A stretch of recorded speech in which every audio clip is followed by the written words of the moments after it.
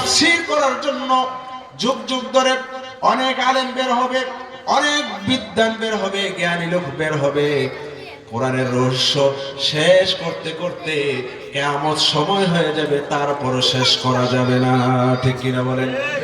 আমার ভাইয়ের, আল্লাহ রাব্বুল আলামিন বলছেন, কুল্লাউ কানাল বাহরু মিদাদাল লিকালিমাতি রাব্বি লানাফিদাল বাহরু ক্বাবলা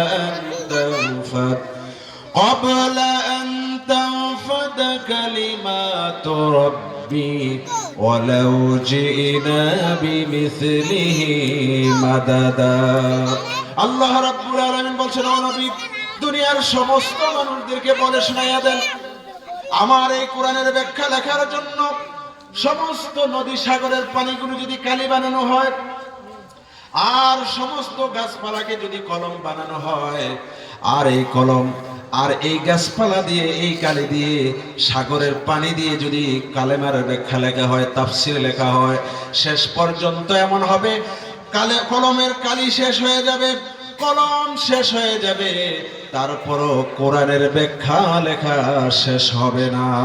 সুবহানাল্লাহ। নারে তাকবীর, আল্লাহু আকবার, নারে রিসালাত, ইয়া রাসূলুল্লাহ, আল কোরআনের আলো, ঘরে ঘরে আলো, আল হাদিসের আলো, ঘরে ঘরে আলো, কোরআন সুন্নাহ যেখানে, আমরা আছি সেখানে, নারে তাকবীর, আল্লাহু আকবার। আমার ভাইরা, এখন হলো হযরত সাইয়্যিদ কুতুবকে যখন পাহারা দিচ্ছে, এই কথা বলার পরে জামাল নাসিরের মাথা নষ্ট হয়ে গিয়েছে। জামাল নাসির চিন্তা করলো, যাকে পাগলা ক্ষুধার্ত কুকুর দিয়ে যখন তাকে আঘাত করে দুনিয়া থেকে বিদায় করে দেওয়ার চেষ্টা করেছি, এই কুকুর যখন ওই সাইয়্যিদ কুতুবের গোলাম হয়ে গিয়েছে, এখন তাকে জেল থেকে বের করা যাবে না, তাকে ফাঁসি কাষ্ঠে ঝুলাতে হবে। জোরে কর নাউজুবিল্লাহ। আজকে আমাদের সমাজে এরকম আছে না নাই, যারা কোরআন